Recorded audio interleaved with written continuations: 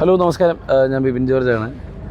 ഞാൻ ഇതിനു മുമ്പ് കലാനിലയത്തിൻ്റെ ഡ്രാമ കണ്ട ആളാണ്. എനിക്ക് തോന്നുന്നു ഇതേ വേദിയിൽ തന്നെയാണെന്ന് തോന്നണം.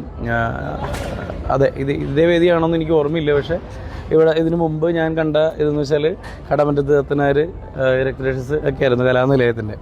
അപ്പോൾ ഏരീസ് ആയതിന് ശേഷം കലാനിലയത്തിൻ്റെ എന്താണ് അതിൻ്റെ മാറ്റം എന്നറിയാൻ വേണ്ടിയിട്ടാണ് ആക്ച്വലി ഞാൻ വന്നത്. ശരിക്കും പറഞ്ഞാൽ എൻ്റെ അടുത്ത ദിവസം എൻ്റെ പടം റിലീസാണ്. എന്നിട്ട് പോലും ഞാനിത് ഓടി വന്ന് കാണാൻ കാര്യം എന്ന് വെച്ച് കഴിഞ്ഞാൽ 29-ാം തീയതി തീരുകയും ചെയ്യും. എനിക്ക് തോന്നുന്നു ഇതിൻ്റെ ഫസ്റ്റ് ഷോ ആയിട്ടുള്ള പറവൂർ കളിച്ചപ്പോൾ അന്ന് ടിക്കറ്റ് നോക്കിയിട്ട് ശ്രമിച്ചിട്ട് നടക്കാതിരുന്ന ആളാണ് ഞാൻ. അപ്പോൾ ഇത് കണ്ടതിൻ്റെ ഏറ്റവും വലിയ പ്രത്യേകത എന്ന് പറഞ്ഞു കഴിഞ്ഞാൽ അന്നത്തെയും ഇന്നത്തെയും വ്യത്യാസം എന്ന് പറഞ്ഞാൽ കഥാപശ്ചാത്തലവും കാര്യങ്ങളൊക്കെ ഒരേപോലെ തന്നെയാണെങ്കിലും ടെക്നിക്കലി ഇതിൻ്റെ ഒരു നമ്മൾ ചില നേരത്ത് ഇത് ഡ്രാമയാണെന്നുള്ള കാര്യം നമ്മൾ മറന്നു പോകുന്നുണ്ട്.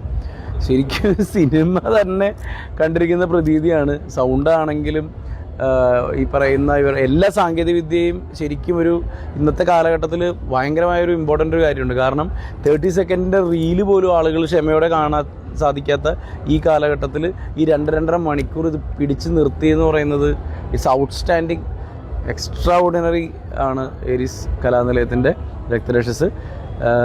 U should all watch it. എല്ലാവരും കാണേണ്ടതാണ്. അപ്പോൾ thank you for the experience Aries Kalanilayam. Thank U.